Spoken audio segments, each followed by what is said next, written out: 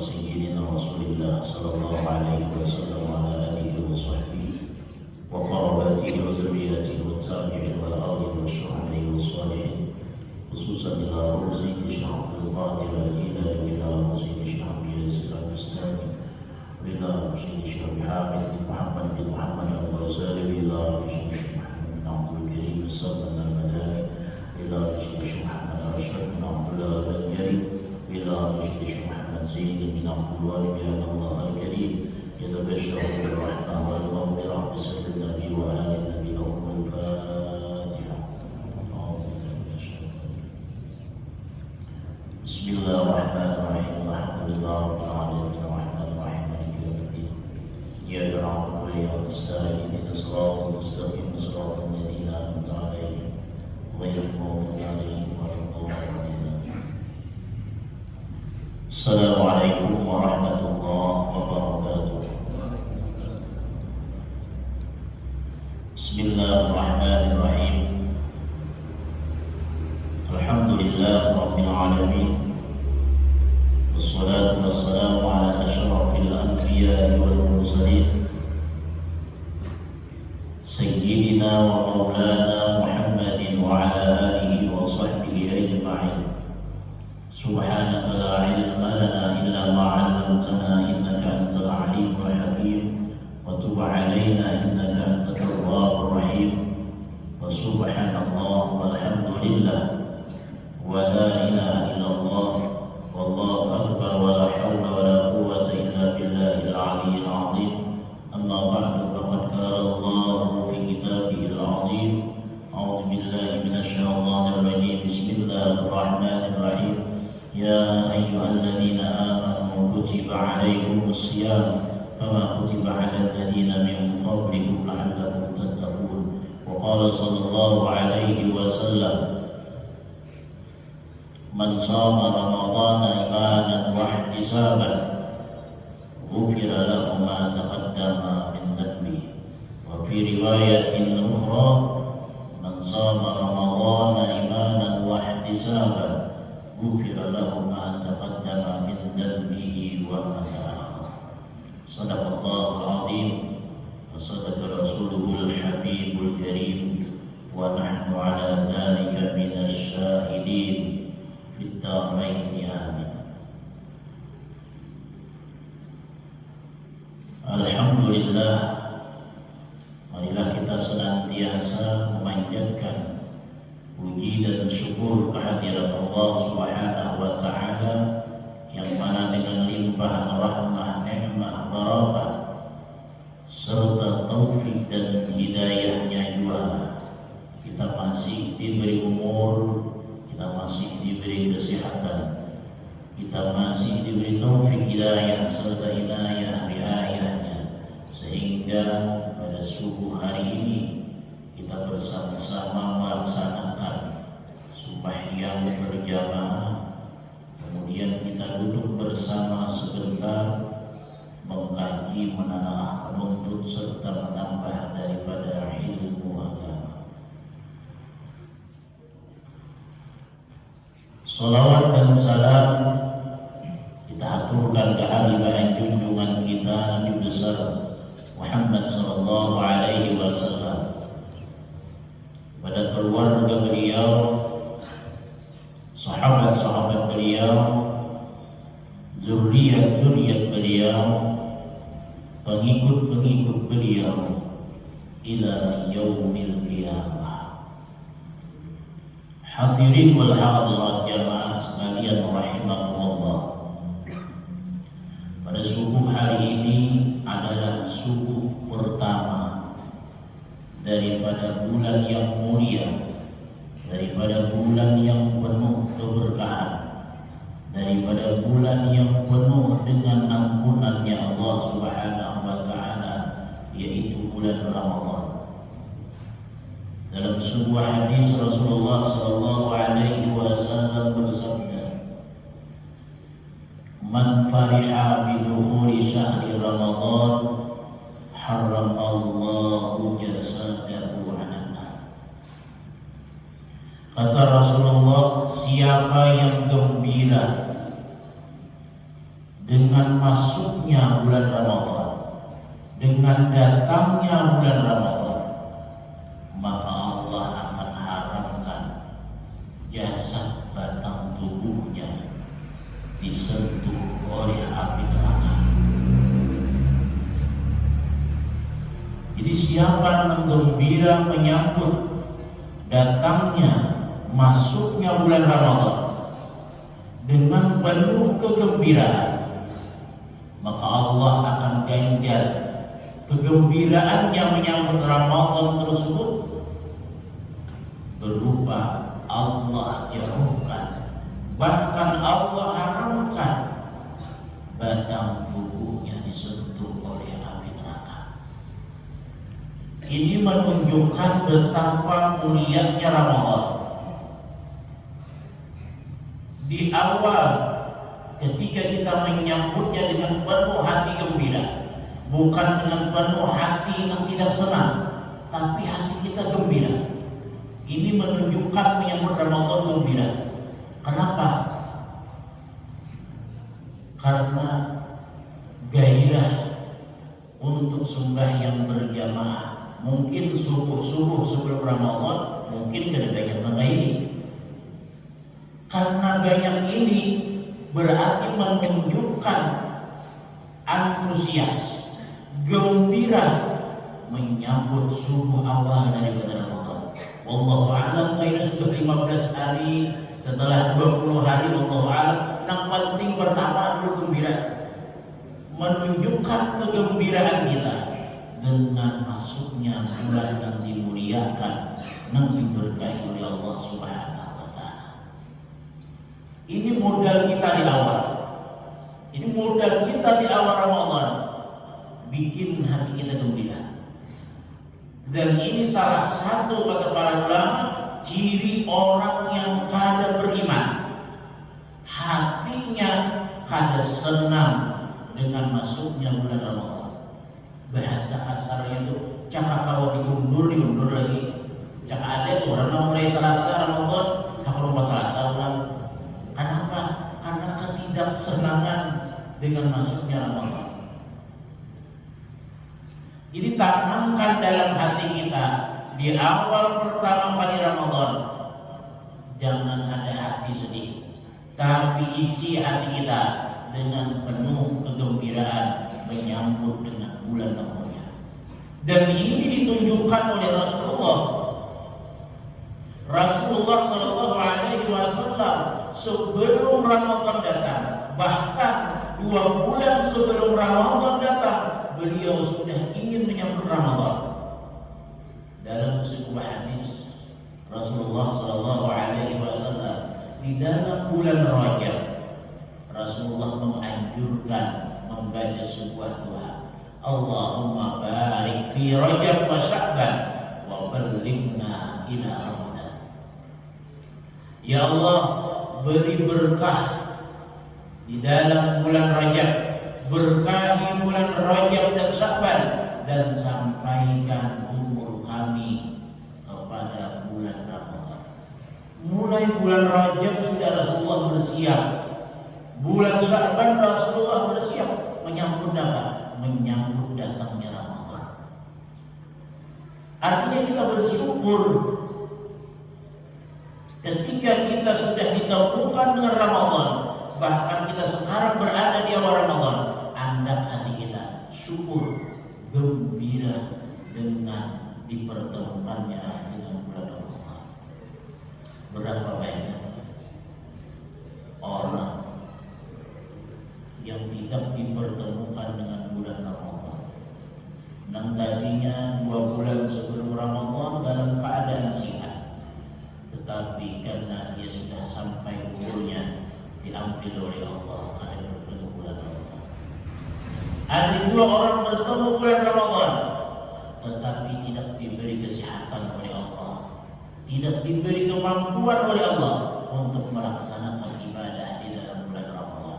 Makanya bila kita sudah diberi kesehatan, masih diberi kesempatan dan umur oleh Allah kalau beribadah, itu adalah sebuah keistimewaan, sebuah anugerah yang diberikan oleh Allah secara khusus kepada kita. Kada sabarataan orang diberi awak sihat, kalau orang beribadah. Inya ada orang awak sihat tapi kada mau beribadah. Ada juga orang awak kada sihat tapi ada berkeinginan untuk ibadah. Kita awak sihat, kalau beribadah, alhamdulillah, syukur alhamdulillah. Dan ini adalah termasuk nikmat anugerah yang khusus kepada kita. Syukur. Kenapa? Karena tahun akan datang belum tentu kita akan bertemu dengan Allah.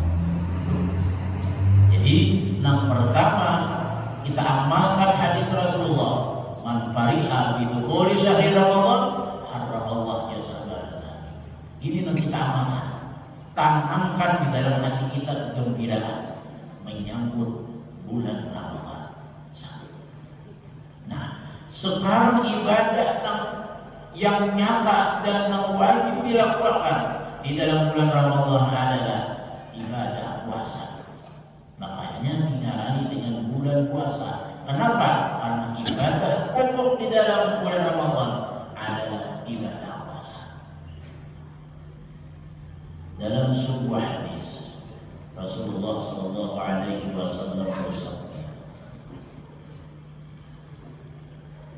kullu hasanatin bi asyri amsalha ila sab'i mi'ati dhifin illa siyama fa huwa li wa anna ajzi bihi. Ini satu riwayat lagi dalam sebuah hadis, kullu amali ibni adam walahu was-sawmu li wa anna ajzi bihi. Ini kita akan kuat, kita akan buka betapa mulianya puasa Ramadan. Kata Rasulullah, setiap kebaikan itu akan diganjar dengan 10 balasan oleh Allah. Bahkan ila sab'i mi'ati dhifin, sampai 700 lipat ganda balasan. Ini kebaikan-kebaikan yang lain. Mungkin intinya kebaikan apapun, ibadah apapun akan diganjar. Satu kebaikan diganjar dengan 10, bahkan sampai ila sab'i mi'atin, sampai 700. Tapi ingat, ini ibadah yang bukan puasa. Sedekah, zakat, dan ibadah-ibadah yang lainnya. Satu dibalas 10 sampai balasan 700. Kata Rasulullah, illa siyam, kecuali puasa beda. Puasa kada masuk di dalam list satu kebaikan dibalas 10, kada masuk di situ. Kenapa? Fahuwali, puasa itu bagiku, kata Allah. Sehingga balasannya itu ada di tulisannya. Balasannya itu ada 1 dibanding 10. 1 balas 10 ada. Tetapi wa anna ajzi bih, aku, kata Allah, yang membalasnya. Bila aku yang membalasnya, kata Allah, itu pada dihitungannya lagi. Nah, disinilah puasa ini membedakan dengan ibadah-ibadah yang lain, adalah balasan ganjarannya Allah tidak ada yang tahu kecuali illallah, kecuali Allah. Adalah dalam hadis diterangkan bahwa puasa ini ganjarannya sekian.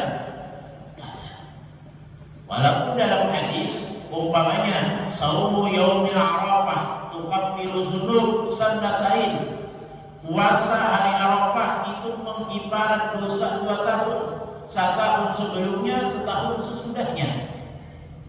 Itu puasa sunnah, itu keutamaannya. Tapi dari segi pahala itu ada yang dijelaskan.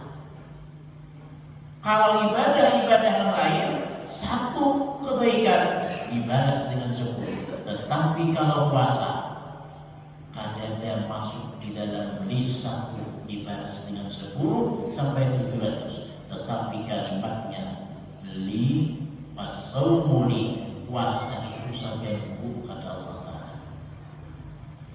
Inya tuh puasa saganku bukan sagan inya. Tapi bagi aku, inya lapar sagan aku. Inya haus kadang-kadang minum sagan aku. Inya manahani dari segala keinginannya, syahwatnya, tidak lain adalah sagan aku pada Allah. Sehingga karena dia melakukan karena aku, wa anna ajzibi, aku pun akan balas dengan balasan yang kada ada hitungannya lagi. Makanya hadis kadang menjelaskan besarnya pahala orang puasa tidak. Sehingga apa? Kebesaran pahalanya itu kada ada hitungannya lagi. Dalam kitab Sabilul Muhtadin dijelaskan oleh Syekh Muhammad Arsyad bin Abdullah Al-Banjari. Para ulama hadis mentafsirkan ini hadis, as-siyamu li wa anna ajzibi. Ujar para ulama hadis, pahala puasa itu kada ada hinggirnya lagi. Satu. Yang kedua, ada mengatakan para ulama, pahala puasa itu kada ada hitungan, dan pahala puasa itu kada kawan dipakai untuk membayar daripada kezaliman nantinya di hari kiamat, karena pahala puasa ini akan disimpan di perbendaharaannya Allah. Bahasa kerennya itu apa? Disimpan pahalanya di dalam depositonya Allah. Kada kalau digugat-gugat.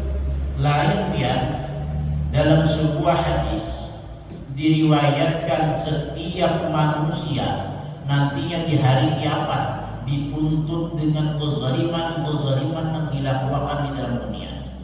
Ulun umpamanya pernah berbuat zalim lawan dia, dan ulun kada minta halal di dalam dunia, di akhirat akan dituntut. Ulun ada hutang lawan dia, di dalam dunia ulun kada bayar hutang tersebut, di akhirat akan dituntut. Jangan disangka karena bila hutang kita umpamanya sudah mati, kita selesai hutang kita ada, tapi di akhirat akan bertemu. Kenapa? Pian akan menuntut dengan hutang dulu, hutang dalam serbian. Itu sebuah kezaliman. Ulun pernah menzalim pian, menyempati pian, umpamanya membuyai kaipin pian. Akhirnya di akhirat akan dituntut, minta ganti daripada kezaliman tersebut. Ulun umpamanya ada hutang lawan pian 10.000, ulun kada bayar, dan ulun kada minta halal lawan pian, kada minta halal. Makanya dalam hadis, jangan sampai kita itu ketika meninggal dunia dimasukkan ke dalam kubur membawa sebuah hutang yang belum dibayar. Dan ini Rasulullah menegaskan, di zaman Rasulullah itu kada mau menyembahyangkan orang yang mati tersebut ada masih mempunyai hutang yang belum dibayar. Yang buka aja hadis tentang masalah hutang. Di situ keterangannya Rasulullah ketika hendak sembahyang kifayah, mesti Rasulullah bertanya, adakah hutang si mayat yang meninggal ini? Oh, jar sahabat ada, udah dibayarin belum? Ya Nabi, bukan dikemanya namanya bayaran, bukan dibayar. Nah makanya di tempat kita kan biasanya bila orang mati ada yang protokolnya.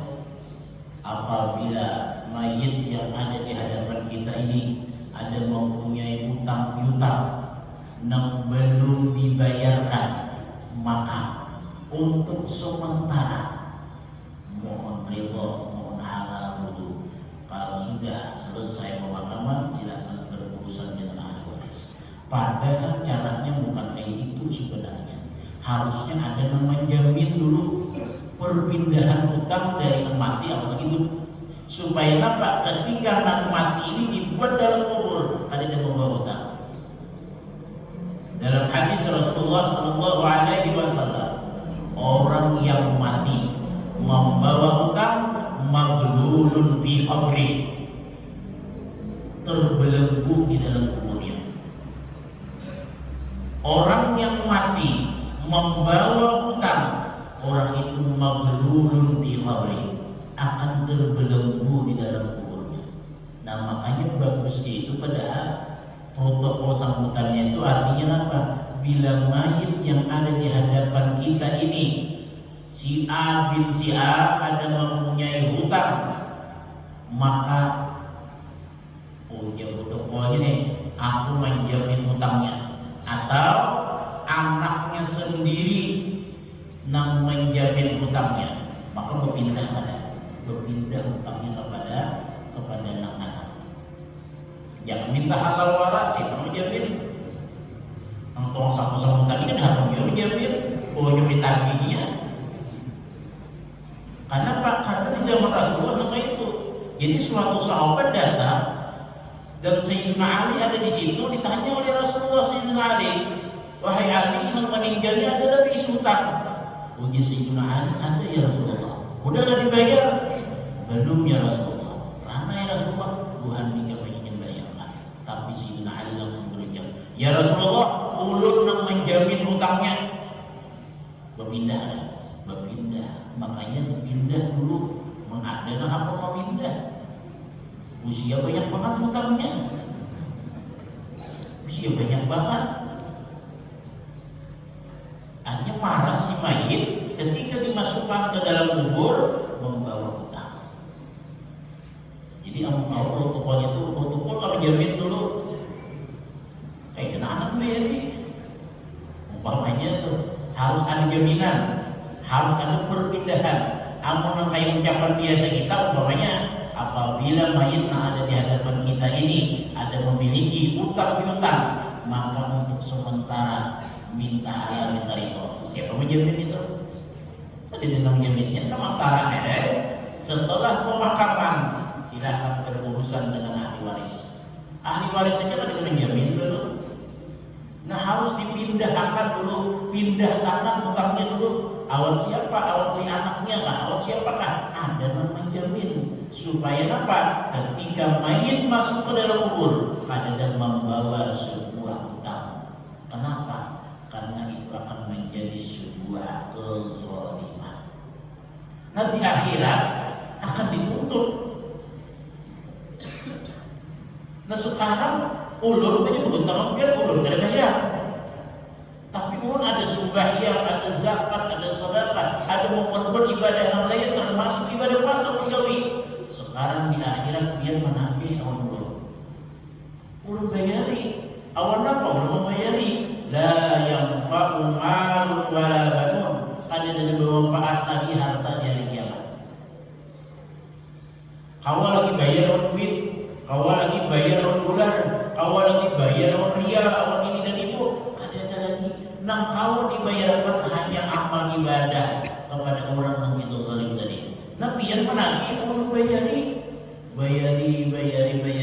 Karena kebanyakan kezaliman ulun awapian, akhirnya kebaikan ibadah yang ulun hasilkan pahala habis sebelum bayar dia. Nah sekarang ada meninggal pahala puasa. Pahala puasa ini kadang awan digugat-gugat. Artinya pahala puasa ini rapat-rapat disimpan oleh Allah. Walaupun habis kebaikan ibadah yang lain dibayarkan, tetapi puasa akan tetap di sisi Allah pahalanya. Ini kelebihan puasa. Ibadah sembahyang dibayarkan.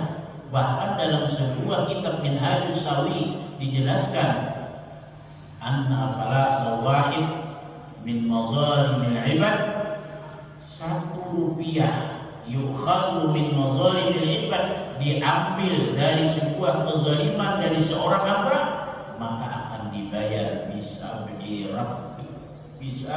mi'ati rak'atin makbulatin, dibayar dengan 700 rakaat sembahyang yang diterima. Ini 1 rupiah, bahasanya pelasa wahid itu 1 rupiah, bahasa kitanya 1000 lah. 1000 rupiah kita mengambil harta orang lain, kita kada bayar hutang terhadap orang lain. Di hari kiamat 1000 rupiah itu bayarnya Allah 700 rakaat sembahyang, dan itu nanti diterima sembahyangnya. Nah sekarang kita ada berapa rakaat udah bertabungan nang diterima. Nah bukan kada diterima kada kayak mana ya? Ini nang diterima habis kada kaina, habis biar Baru hanya sebuting hutang aja, baru lagi mengoyai orang, baru lagi umpamanya mencaci maki orang, baru lagi bayar ke situ, akhirnya habis kebaikan. Akhirnya habis kebaikan yang dilakukan. Tapi yang tak tinggal hanya pahala puasa. Dalam kitab Majalis Susaniyah ada lagi pahala yang kada berbukan. Nang kada kau dibayarkan terhadap kezaliman terhadap seseorang, nang disimpankan oleh Allah di dalam perbendaharaannya Allah. Artinya kada akan habis ibadah kita. Nilai pahala ibadah kita pada habis. Kenapa? Ada di tabungan yang lain lagi yang kada kau diambil, dan itu saja menyelamatkan dirinya. Nampak lagi selain daripada puasa.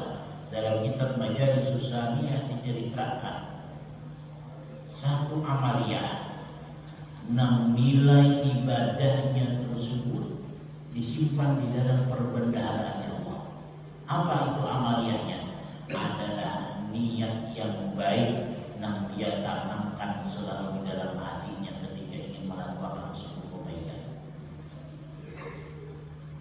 Ulun bawanya hendak ke masjid, niat anak ke masjid dikira mau membuat kecilingan murni duitnya, niat di rumah udah siap duitnya, tapi kan kita buat berniat para benar mulai rumah berniat dia akan membuat kecilingan di masjid kita, tapi kan kita buat itu nilai niatnya itu sudah disimpani pahalanya oleh Allah, disimpani. Dan apalagi membuat dia artinya pahala bersedekah dan pahala niatnya hendak berbuat kebaikan tadi, nang itu nang disimpankan oleh Allah, dan itu kada kamu digugat, dan itu kada masuk dalam catatannya malaikat raqib dan atid.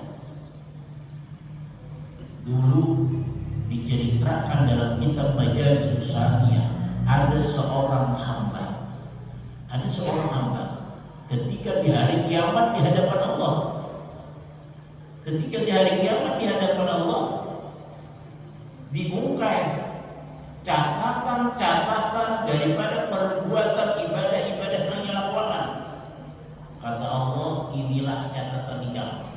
Semua tidak lepas daripada catatannya Allah. Dilihati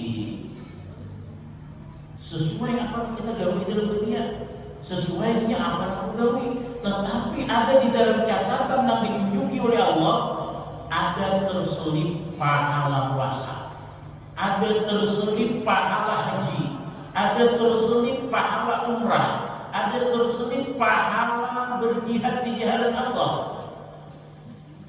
Padahal dia tidak pernah berjihad di jalan Allah, padahal dia tidak pernah melaksanakan ibadah haji, padahal dia ada pernah melaksanakan ibadah umrah. Kenapa ada catatannya di dalam catatannya Allah, padahal dia ada melakukan? Kan aneh, kita kada dibagawi dalam dunia, tapi ada catatan kebaikannya di sisi Allah. Aneh. Namun kita di dalam dunia apa? Catatannya bagawi ada, tapi orangnya ada bagawi. Daftar hadir wara datang, tanda tangan, balik lagi ke rumah. Nah kemarinnya ada catatannya bagawi ada. Namun ini ada catatannya, tapi kita tidak bagawi. Nilai pahalanya ada, tapi kita tidak pernah bagawi. Mau kita dalam dunia apa? Tanda hadirnya ada, tapi orangnya kada begawi juga. Imam absen boleh ke rumah, santai lagi main TV. Banyak mereka itu korupsi waktu kemarinnya. Banyak ada itu, banyak itu. Aku tempat di dulu kantor aja absen itu boleh ke rumah, santai lagi di rumah. Absennya wara begawi kada. Ini sama nilainya ada pahala, tapi kita kada pernah berhaji, kada pernah berumrah. Lalu bertanya kepada Allah, ya Rabb, ulun kada pernah berhaji, ulun kada pernah berumrah, ulun kada pernah bersedekah ini, kenapa ada catatan pahala ini? benar ya udah.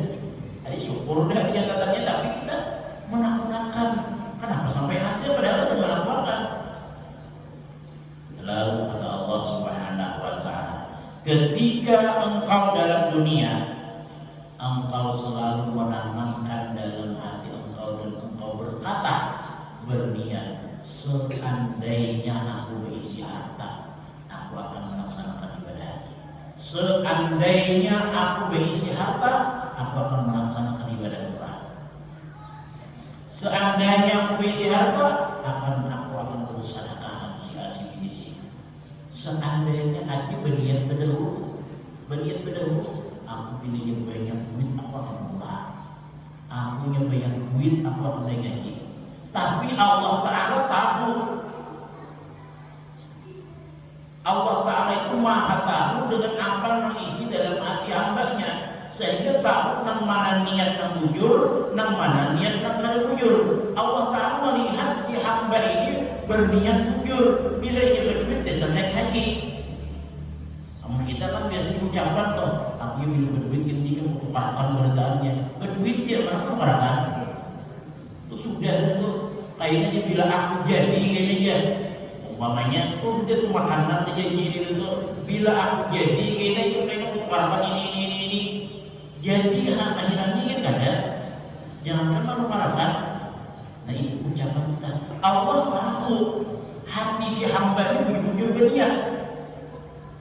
Bila ingin berduit, dasar bujur naik haji. Bila ingin berduit, dasar bujur umrah. Nah sehingga kata Allah, karena aku melihat bujur-bujurnya engkau dalam berniat hendak melaksanakan ibadah tersebut, tetapi kada mampu, maka aku akan beri pahala sebagaimana orang berhaji. Aku akan beri pahala sebagaimana orang berumrah. Aku akan beri pahala sebagaimana orang bersedekah. Dan aku simpan itu pahala di dalam perbendaharaan. Ini pahala tak ulang malaikat malaikat praktik dan hati di kanan dan di kiri ini mencatat amal kebaikan dan mencatat amal kejahatan. Mereka kan tahu catatan itu. Kenapa? Karena malaikat mungkar nakir itu akan mencatat apa yang nampak diketahui mereka. Adapun yang ada dalam hati kita berniat suatu ibadah, berniat suatu kebaikan, itu mereka ada tahu apa yang kita nyatakan dalam hati. Sehingga apa? Pahalanya ada di sisi Allah, bukan di dalam catatan mungkar dan di dalam catatan rokib dan atid. Nah ini dua macam ibadah. Jadi berniat yang baik, berniat segala ibadah diniatakannya, maka pahala niatnya itu akan disimpan di sisi Allah dan kada kawa diganggu gugat untuk membayari sebuah kezaliman kepada orang lain. Nah termasuk ibadah puasa. Nah ini adalah sebuah kelebihan yang dimiliki oleh puasa, yang tidak dimiliki kelebihannya oleh ibadah-ibadah yang lain. Dari segi apa? Dari segi pahalanya, karena kalau dibayarkan kepada kezaliman terhadap orang lain, tetapi disimpankan di sisi Allah Subhanahu wa taala. Karena makanya dalam ayat perintah puasa, karena ini pahalanya luar biasa dan orang yang tahu menggaya puasa orang yang termasuk pilihan oleh Allah. Dalam kalimat ayatnya, ya ayyuhalladzina amanu kutiba alaikumusiyam, diawali kalimat apa? Ya ayyuhalladzina amanu, wahai orang yang beriman. Allah pada menyeru terhadap orang yang munafik. Allah pada menyuruh kepada orang yang fasik. Allah pada menyeru kepada orang yang munafik. Tetapi seruannya kepada orang yang beriman. Kalau kita pahami, tidak akan dapat melaksanakan ibadah puasa Ramadan kecuali di dalam hatinya ada iman kepada Allah. Bila orang itu ada iman di dalam hatinya kepada Allah, dia tidak akan terpanggil dengan seruan ya ayyuhalladzina amanu. Kenapa? Karena khusus seruannya kepada orang beriman. Dan Perintahnya ini adalah ibadah yang besar sehingga tidak dapat dilakukan oleh orang yang munafik, sehingga tidak dapat dilakukan oleh orang yang fasik, apalagi orang yang kafir. Nanti kalau kita pahami, bila kita kawah aja melakukan ibadah puasa, berarti dia dalam hati kita ini ada iman, ada iman. Tetapi bila kita sudah kulir, bahkan kadang hendak puasa, ada suatu keujuran apapun yang membolehkan kada puasa, kada puasa ini umpamanya itu menunjukkan di dalam hatinya dia tidak terpanggil di dalam kalimat ya ayyuhalladzina amanu, berarti kada ada iman ke dalam hatinya. Jadi kada melihat, bila hendak melihat orang itu kada ada imannya, bila ini kada puasa, kada ada ujur lalu garing kada, napa kada, musafir kada, bagaimana di rumah benar cipus berhubung umpamanya, itu menunjukkan dalam hatinya itu kada ada iman. Kenapa? Karena kada terpanggil di dalam ayat ya ayyuhalladzina amanu. Seandainya ada iman, mesti terpanggil, dan ini seruannya seruan Allah, bukan seruan manusia. Mesti akan terpanggil dalam hatinya melaksanakan ibadah puasa, dan inilah menunjukkan kemuliaan puasa. Sama halnya sembahyang, sama halnya ibadah yang lain, tetapi secara khusus puasa itu kalimatnya ya ayyuhalladzina amanu kutiba alaikumusiyam kama kutiba alal ladzina min qablikum la'allakum tattaqun. Alhamdulillah, hari ini kita mau melaksanakan ibadah puasa, berarti kita termasuk golongan minal mu'minin, termasuk dalam hati kita ada memiliki iman kepada Allah, iman kepada Rasulullah SAW. Kesimpulannya, di awal Ramadan kita tanamkan dengan keimanan kita gembira menyambut bulan Ramadan dengan melaksanakan segala bentuk ibadah di dalam bulan Ramadan, dengan bentuk rasa syukur kita kepada Allah Subhanahu wa taala, diberi umur dan masih diberi kesehatan sehingga kita kawal melaksanakan segala bentuk ibadah di dalam bulan Ramadan. Nah, intinya kita bawa gembiranya menyambut Ramadan, tapi gembiranya untuk ibadah kepada Allah Subhanahu wa taala. Mungkin itu saja yang dapat ulun sampaikan. Mudah-mudahan bermanfaat bagi diri ulun dan bagi diri sampeyan barataan, dan mudah-mudahan Allah Subhanahu wa taala memanjangkan umur kita dan memberi kesehatan, keafiatan terhadap kita, serta memberi taufik hidayah dan inayah kepada kita sabarataan senantiasa dapat melaksanakan ibadah puasa mulai awal sampai akhir, disertai dengan bermacam-macam bentuk ibadah yang kita lakukan, sehingga kita mendapatkan keberkahan daripada bulan Ramadan tersebut dan mendapatkan apa yang dikatakan Rasulullah, awwaluhu rahmah wa awsatuhu maghfirah wa akhiruhu itqun minan nar. Dapat rahmatnya Allah, dapat maghfirahnya Allah, dan dapat kemerdekaan daripada api nerakanya Allah. Amin ya rabbal alamin. Ulun minta halal, ulun minta ridha kepada sekalian barataan. Kalau ada khilaf dan salah ulun dalam